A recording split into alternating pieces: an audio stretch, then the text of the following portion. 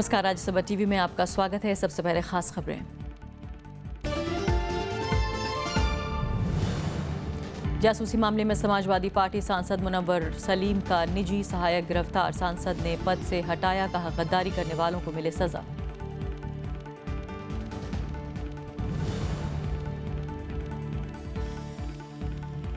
पाकिस्तान की ओर से संघर्ष विराम उल्लंघन बदस्तूर जारी, एक और बीएसएफ जवान शहीद। गृह मंत्री ने कहा देंगे करारा जवाब।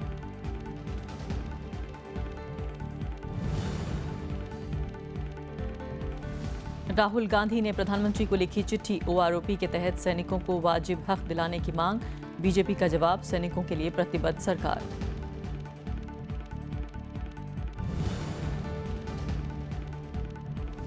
जजों की नियुक्ति में देरी पर विधि मामलों की संसदीय समिति ने जताई चिंता, बताया गंभीर मामला। सरकार ने कहा पिछले 2 साल में कम नहीं हुई नियुक्तियां।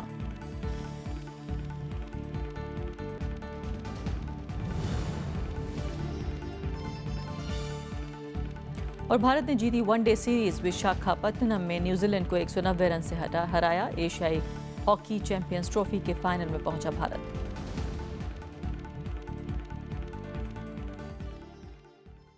पाकिस्तानी जासूसी नेटवर्क मामले में दिल्ली पुलिस ने एक और आरोपी को गिरफ्तार किया है। आरोपी फरहत को 10 दिन की पुलिस हिरासत में भेज दिया गया है। वो समाजवादी पार्टी के राज्यसभा सांसद मुनव्वर सलीम का निजी सहायक था। मुनव्वर सलीम ने कहा है कि नियुक्ति से पहले फरहत की पूरी छानबीन कराई गई थी।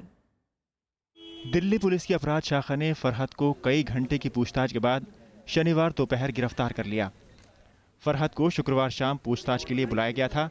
फरहत पिछले 11 महीने से समाजवादी पार्टी के राज्यसभा सांसद मुनव्वर सलीम के पीए के तौर पर काम कर रहा था। फरहत को हमने अरेस्ट कर लिया और अभी मेडिकल के लिए गया हुआ है। कोशिश करेंगे इन्वेस्टिगेशन में इसका इंट्रोगेशन हो ठीक से। काफी सालों से ये इन्वॉल्व है।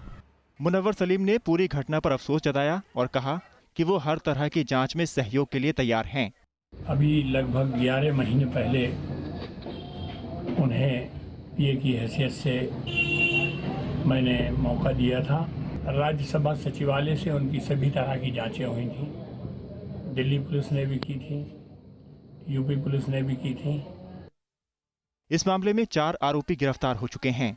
दिल्ली पुलिस जासूसी नेटवर्क के दूसरे आरोपियों की तलाश में जुटी है। उसे लगता है कि कई लोग पाकिस्तानी उच्चायोग के कर्मचारी महमूद अख्तर के संपर्क में थे। अख्तर को गुरुवार को भारत छोड़ने का आदेश दिया गया था। Bureau report, Rajya Sabha TV. उधर पाकिस्तान से लगती सीमा और नियंत्रण रेखा पर फायरिंग बदस्तूर जारी है। गोलीबारी का जवाब देते हुए आज बीएसएफ का एक जवान दुर्घटनावश शहीद हो गया। वहीं पाकिस्तान की फायरिंग में बीएसएफ का एक जवान और एक महिला जख्मी हो गई। गृह मंत्री राजनाथ सिंह ने कहा कि पाकिस्तान को उसकी कार्रवाई का माकूल जवाब दिया जाएगा। कुपवाड़ा के माछिल सेक्टर में सेना और बीएसएफ के जवान पूरी तरह मुस्तैद हैं। बीते 24 घंटे में यहां पाकिस्तानी सेना ने फायरिंग की आड़ में आतंकियों को सीमा पार कराने की कोशिश की।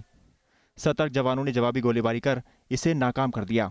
पाकिस्तानी फायरिंग का जवाब देते हुए बीएसएफ के जवान नितिन सुभाष दुर्घटनावश घायल हो गए। बाद में उन्होंने दम तोड़ दिया।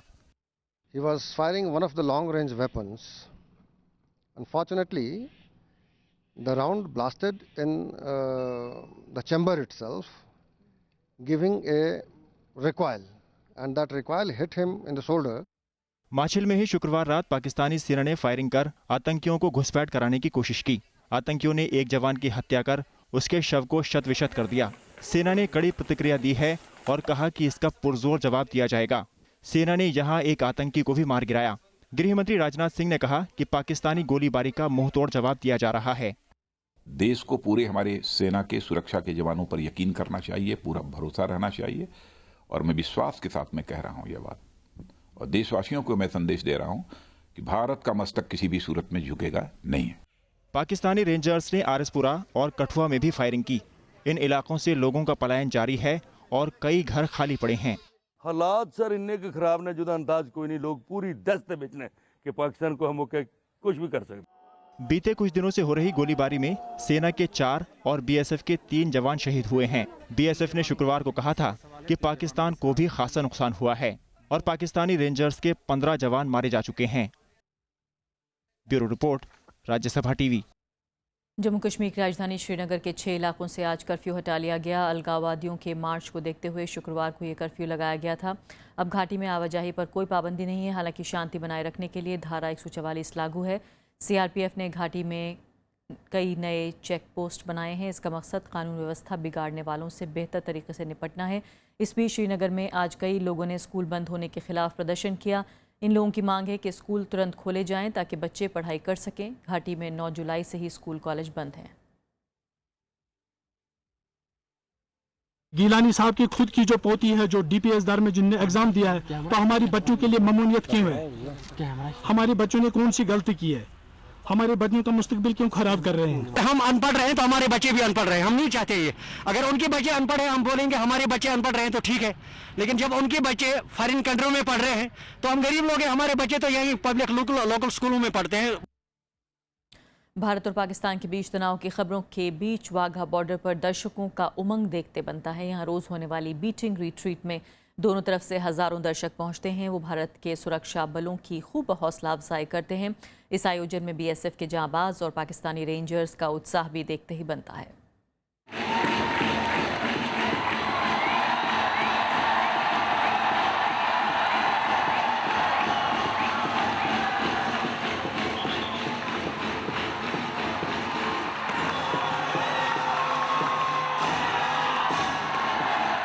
ये नज़ारा भारत और पाकिस्तान की सीमा पर रोज होने वाले बीटिंग रिट्रीट का है, जिसमें दोनों ओर से भाग लेने हजारों लोग दूर दूर से पहुंचे हैं। भारत माता की जय और वंदे मातरम के नारों के बीच भारतीय दर्शकों में काफी उत्साह नजर आता है।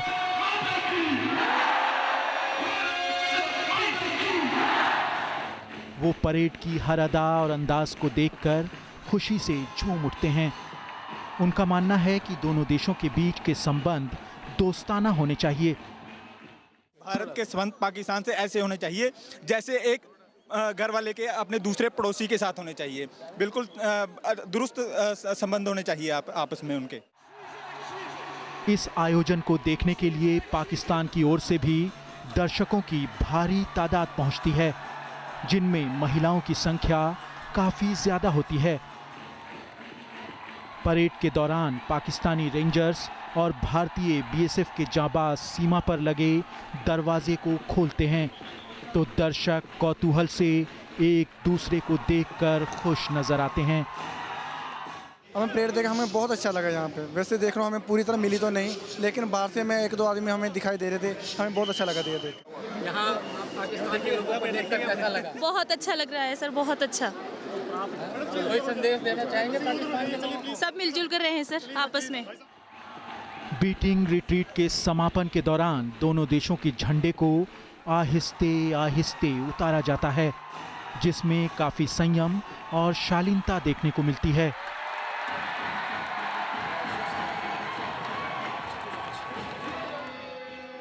और जैसे ही समारोह के समापन की घोषणा होती है, दोनों ओर के दर्शक सीमा के दरवाजे के ज्यादा से ज्यादा करीब पहुंचने की होड़ लगाते नजर आते हैं। अखबारों में भारत और पाकिस्तान के संबंधों को लेकर चाहे जितनी तल्खी नजर आ रही हो, लेकिन वाघा बॉर्डर पर भारतीय और पाकिस्तानी दर्शकों के उत्साह को देखकर यही लगता है कि दोनों तरफ के लोग शांति चाहते हैं। वाघा बॉर्डर से कैमरामैन सुदीप्तो के साथ संजय कुमार, राज्यसभा टीवी। कांग्रेस उपाध्यक्ष राहुल गांधी ने प्रधानमंत्री नरेंद्र मोदी को चिट्ठी लिखकर 1 रैंक 1 पेंशन को ठीक से लागू करने की मांग की है। चिट्ठी में उन्होंने सैनिकों के वेतन भत्तों के अलावा अन्य शिकायतों को भी दूर करने की मांग की। राहुल गांधी ने प्रधानमंत्री को लिखे खत में सरकार के कई फैसलों पर नाराजगी जाहिर की है। उन्होंने लिखा कि सरकार के फैसलों ने सैनिकों में विश्वास जगाने के बजाय परेशानी खड़ी की है। कांग्रेस उपाध्यक्ष ने लिखा कि हमारे जवान रोजाना देश की रक्षा के लिए जीवन दांव पर लगाते हैं। ऐसे में उन्हें दिखाया जाए कि हम उनकी और उनके परिवार की चिंता करते हैं। उन्होंने 1 रैंक 1 पेंशन पर सरकार की आलोचना के साथ ही विकलांगता पेंशन में कटौती के सरकारी फैसले पर भी नाराजगी जाहिर की। बीजेपी ने केंद्र सरकार का बचाव करते हुए कहा कि सैनिकों के लिए सरकार पूरी तरह प्रतिबद्ध है और इस मामले में कांग्रेस को राजनीति नहीं करनी चाहिए। एनडीए के घटक अकाली दल ने भी सैनिकों के लिए केंद्र सरकार के कदमों की सराहना की। नरेंद्र मोदी जी सैनिकों से बहुत प्यार करते हैं। ये दिवाली सैनिकों को समर्पित की है और वन रैंक वन पेंशन का काम जो कांग्रेस इतने दिन से लटका रही थी वो आखिर नरेंद्र मोदी जी की सरकार ने ही किया है। चिट्ठी की शुरुआत में राहुल गांधी ने प्रधानमंत्री को दीपावली की शुभकामनाएं दी। आपको बता दें कि इस बार प्रधानमंत्री नरेंद्र मोदी उत्तराखंड के सीमांत गांव माणा में आईटीबीपी के जवानों के साथ दिवाली मनाएंगे। Bureau report, Rajya Sabha TV. जजों की नियुक्ति में देरी पर विधि मामलों की संसदीय समिति ने जताई है चिंता। समिति के अध्यक्ष आनंद शर्मा ने इसे गंभीर मामला बताया। वहीं सरकार का कहना है कि पिछले 2 साल में हाईकोर्ट में जजों की नियुक्ति का औसत वार्षिक दर नहीं घटा है। जजों की नियुक्ति में देरी पर सुप्रीम कोर्ट की फटकार के बाद विधि मामलों की संसदीय समिति ने भी चिंता जताई है। संसदीय समिति के अध्यक्ष आनंद शर्मा ने हाईकोर्ट में जजों की कमी को गंभीर मामला बताया। उन्होंने कहा कि इससे हालात ऐसे हो सकते हैं जहां लोगों को इंसाफ मिलने में मुश्किल आएगी। उन्होंने बताया कि इस मामले पर विचार विमर्श के लिए सभी पक्षों को बुलाया गया है और जल्द ही वो अपनी रिपोर्ट संसद में पेश करेंगे। नया मेमोरेंडम ऑफ प्रोसीजर तय होना चाहिए, पर जब तक उसमें सहमति नहीं बनती सरकार और कोलिजियम के बीच में, तब तक जो वर्तमान मेमोरेंडम ऑफ प्रोसीजर है उसके तहत सब वैकेंसीज को भरा जाना चाहिए जो भी रिक्त स्थान है। वहीं इस मामले पर सियासत भी गर्मा गई है। कांग्रेस का कहना है कि सरकार जानबूझकर न्यायपालिका के साथ टकराव पैदा कर रही है। इसीलिए एक ऐसी परिस्थिति बनाई जा रही है जिससे कि न्यायपालिका और सरकार के बीच में एक कन्फ्रंटेशन का माहौल पैदा किया जा रहा है और सरकार ये जानबूझ के कर रही है। इस बीच केंद्र सरकार ने कहा है कि हाईकोर्ट में जजों की संख्या 906 से बढ़ाकर 1079 कर दी गई है और एनडीए शासन के तहत हाईकोर्ट रिक्तियों में बढ़ोतरी नहीं हुई है। पीटीआई ने सरकारी सूत्र के हवाले से बताया कि पिछले 2 साल के दौरान हाईकोर्ट में जजों की नियुक्ति का औसतन वार्षिक दर नहीं घटा है। हालांकि अप्रैल से दिसंबर 2015 के बीच नई नियुक्ति नहीं हुई है। शुक्रवार को सुप्रीम कोर्ट ने जजों की नियुक्ति में देरी को लेकर केंद्र सरकार को कड़ी फटकार लगाई थी। Bureau report, Rajya Sabha TV. Uttar Pradesh के मुख्यमंत्री अखिलेश यादव ने बीजेपी पर निशाना साधा है। उन्होंने कहा कि पार्टी अब तक मुख्यमंत्री का चेहरा भी नहीं खोज पाई है। ऊर्जा विभाग के एक कार्यक्रम में अखिलेश ने पूछा कि आखिर बीजेपी ने पिछले 2 साल में काम क्या किया है। उन्होंने कहा कि राज्य में जो एम्स बन रहा है उसके लिए ज़मीन भी राज्य सरकार ने मुहैया कराई है। मुख्यमंत्री ने बीएसपी को भी आड़े हाथों लिया और कहा कि बीएसपी शासन में बस मूर्तियां ही लगाई गईं और सारा पैसा इसी पर बर्बाद किया गया। काम में हम लोगों का कोई मुकाबला नहीं कर सकता, इसलिए हमने बीजेपी और बीएसपी के सामने कह दिया कि अगर हमारे काम के नाम पर अगर आप वोट मांगना चाहोगे तो कम से कम हम समाजवादी लोग आपके मुंह पे कह देंगे कि काम बोलता है और दिखाई दे रहा है, लोगों को बता सकते हैं, इसी से परिवर्तन आएगा। बीजेपी के पूर्व सांसद नवजोत सिंह सिद्धू के भावी राजनीतिक कदम पर सस्पेंस अभी भी बरकरार है। कई दिनों तक कांग्रेस से वार्ता करने के बाद सिद्धू अब फिर आम आदमी पार्टी से बातचीत कर रहे हैं। बीजेपी छोड़कर आवाज़े पंजाब का गठन करने वाले नवजोत सिंह सिद्धू के अगले राजनीतिक कदम का सबको इंतजार है। आम आदमी पार्टी से वार्ता विफल होने के बाद उनकी कांग्रेस से भी बातचीत हुई, लेकिन सिद्धू एक बार फिर आम आदमी पार्टी से चर्चा कर रहे हैं। इसी बात पर बीजेपी के साथी शिरोमणि अकाली दल ने सिद्धू पर कटाक्ष किया है। क्योंकि राजनीति ਹੁੰਦੀ ਹੈ ਅਸੂਲਾਂ ਦੀ, ਲੋਕੀ ਪਾਰਟੀ ਛੱਡਦੇ ਆ ਕਿਸੇ ਸਿਧਾਂਤ ਨੂੰ ਲੈ ਕੇ ਛੱਡਦੇ ਆ, ਜੇ ਜੁਆਇਨ ਕਰਦੇ ਆ ਤਾਂ ਕਿਸੇ ਅਸੂਲ ਦੇ ਦੇਖ ਕੇ ਕਰਦੇ ਆ, ਕੋਈ ਨੀਤੀ ਨੂੰ ਦੇਖ ਕੇ ਕਰਦੇ ਆ। ਇੱਥੇ ਕੱਲਾ ਘਰ ਨੂੰ ਦੇਖ ਕੇ ਕਿ ਮੈਨੂੰ ਕੀ ਮਿਲੇਗਾ, ਮੇਰੀ ਘਰ ਵਾਲੀ ਨੂੰ ਕੀ ਮਿਲੇਗਾ, ਇਹਦੇ ਨਾਲ ਕਦੀ ਰਾਜਨੀਤੀ ਅੱਗੇ ਨਹੀਂ ਵਧਦੀ। ਲੋਕੀ ਬੜੇ ਸਿਆਣੇ ਹੋ ਗਏ। आम आदमी पार्टी ने सिद्धू से बातचीत का बचाव किया और कहा कि बिना किसी शर्त के सिद्धू को पार्टी में आना होगा। ਸਾਡੇ ਨਾਲ ਜਿਹੜਾ ਬੰਦਾ ਆ ਕੇ ਜੁੜਦਾ ਅਨਕੰਡੀਸ਼ਨਲ ਆ ਕੇ ਜੁੜਦਾ ਔਰ ਪੰਜਾਬ ਜੇ ਇਦਾਂ ਲੁਭਾ ਕੇ ਜੋ ਹੁਣ ਇਸ ਵੇਲੇ ਹੋਰ ਪਾਰਟੀਆਂ ਕਰ ਰਹੀਆਂ ਨੇ ਫਿਰ ਤੇ ਕਦੋਂ ਦੇ ਜੁਆਇਨ ਕਰ ਗਏ ਹੁੰਦੇ ਸਾਨੂੰ। ਸਾਡੀ ਸਿਰਫ ਉਹਨਾਂ ਨਾਲ ਬੁਨਿਆਦੀ ਤੌਰ ਤੇ ਗੱਲ ਹੋ ਰਹੀ ਹੈ ਕਿ ਪੰਜਾਬ ਕਿਵੇਂ ਬਚਾਉਣਾ ਹੈ। सिद्धू फिलहाल इंतजार करने के मूड में है।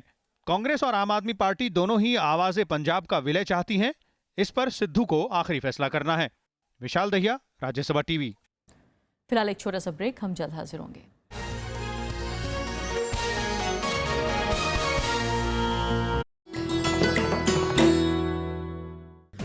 MC मैरी कॉम सफलतम भारतीय महिला मुक्केबाज। विश्व चैंपियनशिप में 5 स्वर्ण और 1 रजत, लंदन ओलंपिक्स में कांस्य और एशियन गेम्स में कांस्य पदक विजेता। 5 फीट 2 इंच लंबी मैरी को किया जाता है दुनिया की सफलतम महिला मुक्केबाजों में शुमार। खेलों में वरिष्ठ योगदान के लिए उन्हें मिले हैं पद्म भूषण, अर्जुन अवार्ड और राजीव गांधी खेल रत्न पुरस्कार।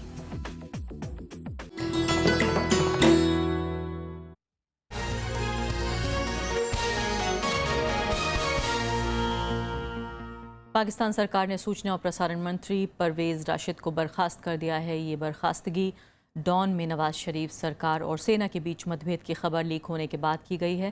प्रधानमंत्री नवाज शरीफ के प्रवक्ता मुसद्दिक मलिक ने बताया कि शुरुआती जांच में राशिद के खिलाफ सबूत मिले हैं। उन्होंने बताया कि लीक की जांच आखिरी चरण में है और वो जो नतीजे आएंगे उन्हें मीडिया के सामने रखा जाएगा। राशिद को नवाज शरीफ का खास माना जाता रहा है।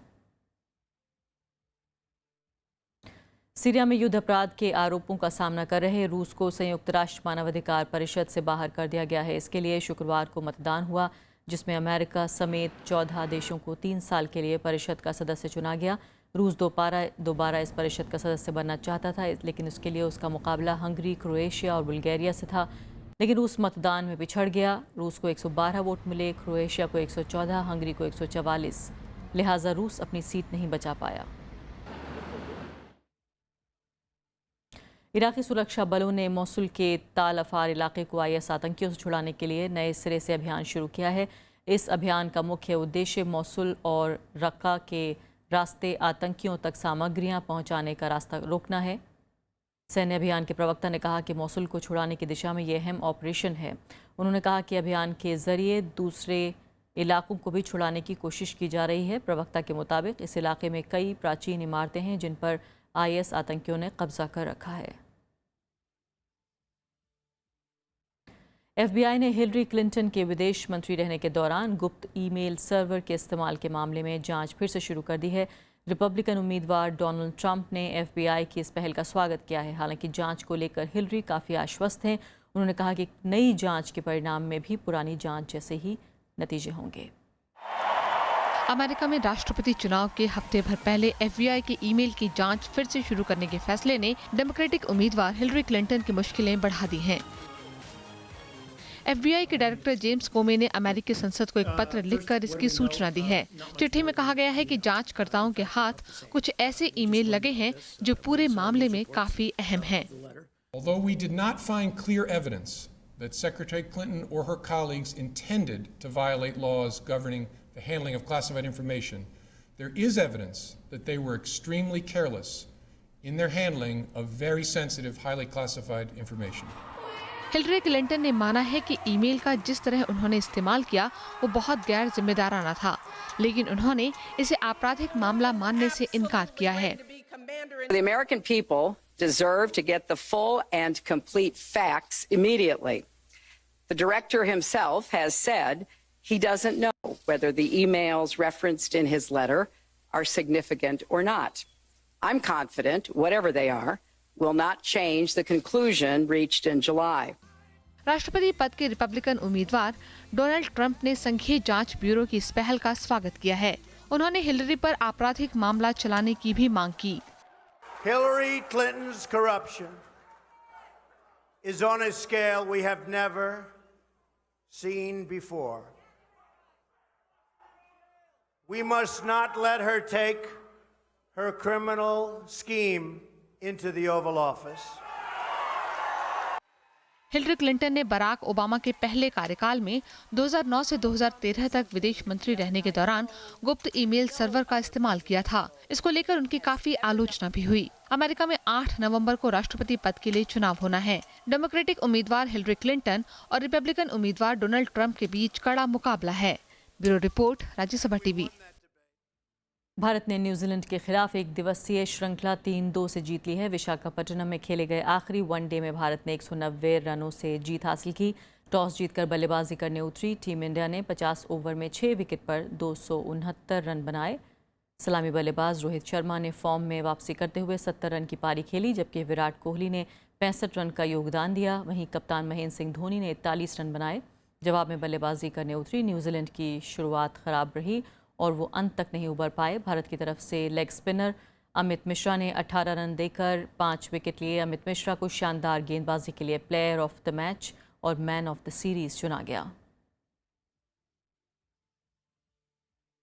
उधर हॉकी में Bharat Asian hockey champions trophy के फाइनल में पहुंच गया है। बेहद रोमांचक मुकाबले में दक्षिण कोरिया को भारत ने पेनल्टी शूटआउट में हराकर फाइनल में जगह पक्की की। मैच की शुरुआत में भारत ने गोल कर बढ़त हासिल की, लेकिन दूसरे क्वार्टर में जल्द ही दक्षिण कोरिया ने वापसी की और स्कोर बराबर हो गया।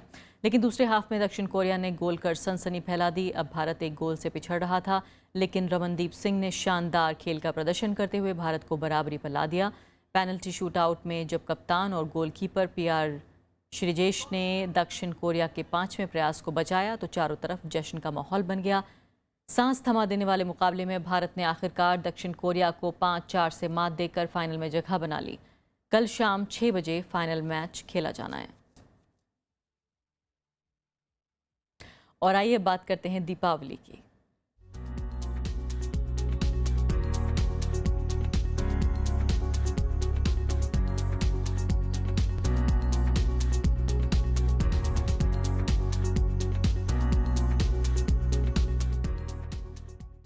देश भर में दीपावली का उत्साह नजर आ रहा है। दिल्ली समेत देश के दूसरे हिस्सों में लोग पूरे हर्षोल्लास के साथ दीपावली के जश्न में डूबे हुए हैं।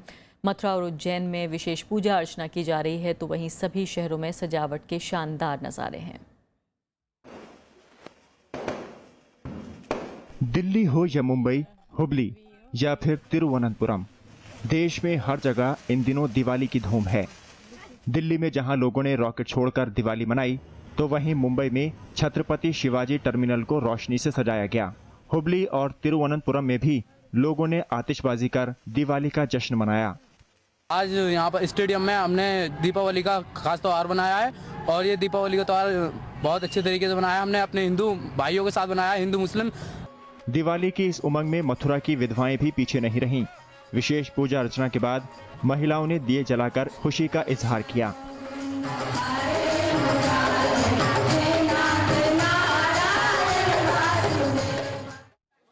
मौका दिवाली का हो तो असम के लोग भला कैसे पीछे रहते। गुवाहाटी में फुलझड़ी हाथों में थामे इन बच्चों ने खूब धूम मचाई। वहीं हैदराबाद में छात्राओं ने रंगोली बनाकर इस बार की दिवाली को और ज्यादा रंगीन बना दिया। सब जैन, इस्लाम, हिंदू, स्त्री, ये सब सिर्फ नाम अलग है, बाकी है तो सब एक ही ना। उनमें भी व्रत होता है, हमें भी रोजा होता है, उन्होंने भी बंदगी करते हैं, हम भी बंदगी करते हैं, तो फिर डिफरेंट काय का। देश के दूसरे हिस्सों में भी कुछ ऐसा ही नजारा देखने को मिला। आगरा और लखनऊ समेत कई जगह लोग खरीदारी में जुटे रहे। Bureau report, Rajya Sabha TV. त्योहार के मौके पर देश भर में सुरक्षा कड़ी कर दी गई है। बड़े शहरों में अतिरिक्त पुलिस बलों को तैनात किया गया है और हर संदिग्ध गतिविधि पर नजर रखी जा रही है। दिल्ली के बाजारों, मॉल और दूसरी भीड़ भाड़ वाली जगह पर दिल्ली पुलिस और अर्धसैनिक बलों की तैनाती की गई है। सड़कों से लेकर बाजारों तक दिल्ली पुलिस के जवान पूरी तरह मुस्तैद हैं। वो हर संदिग्ध सामान की जांच कर रहे हैं ताकि कोई चूक न हो। दिवाली की खरीदारी करने लोग भी बड़ी तादाद में बाजारों में आ रहे हैं। वहां भी पूरी नज़र रखी जा रही है। फेस्टिवल सीज़न है और भी बहुत सारे इवेंट्स जो हैं लाइंड अप हैं, तो उसके मद्देनज़र तमाम सिक्योरिटी के अरेंजमेंट्स किए गए हैं।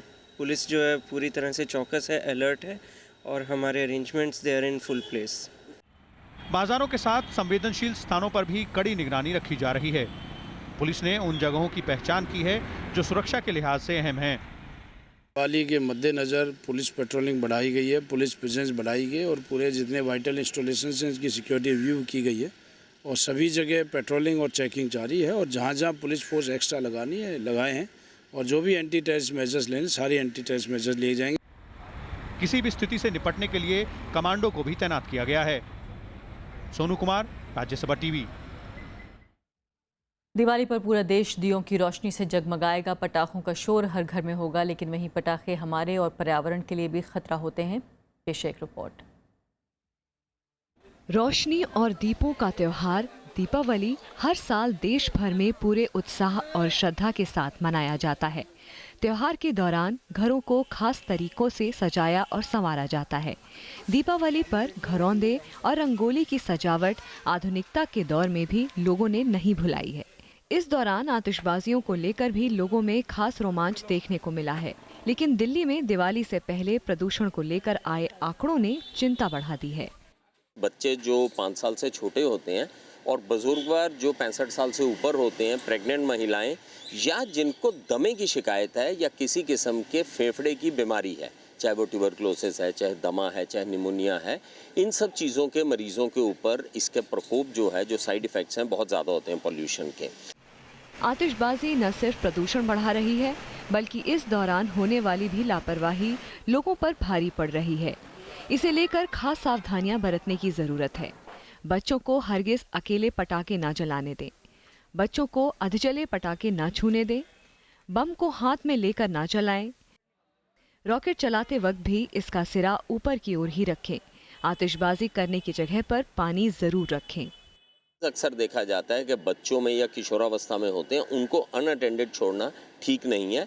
एडल्ट्स जो हैं वो अपने सामने उनको करें। जो भी पटाखे छुड़ाएं, हमने इंस्ट्रक्शंस दे रखी हैं कि हम लोग के सामने छुड़ाएं और बिल्कुल प्रॉपर सेफ्टी के साथ छुड़ाएं। हालांकि लोगों में जागरूकता बढ़ी है। लोग ज्यादा शोर और धुएं वाले पटाखों से परहेज कर रहे हैं। गवर्नमेंट के रूल्स को सारे फॉलो करा है। हमने स्ट्रिक्टली नो चाइनीज क्रैकर्स, हम पूरे गवर्नमेंट के साथ हैं।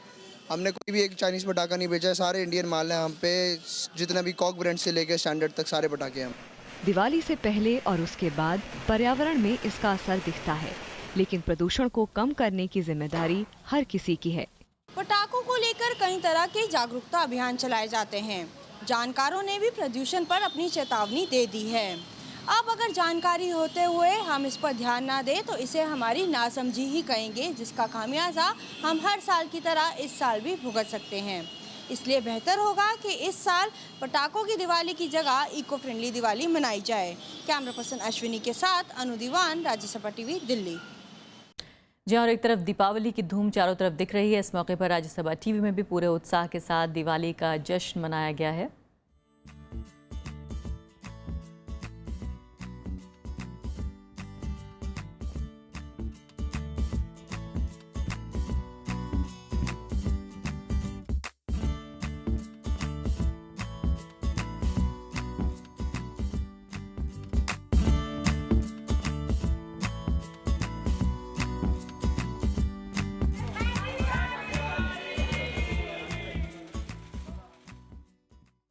और राज्यसभा टीवी के तमाम दर्शकों को दीपावली की बहुत बहुत शुभकामनाएं। नमस्कार।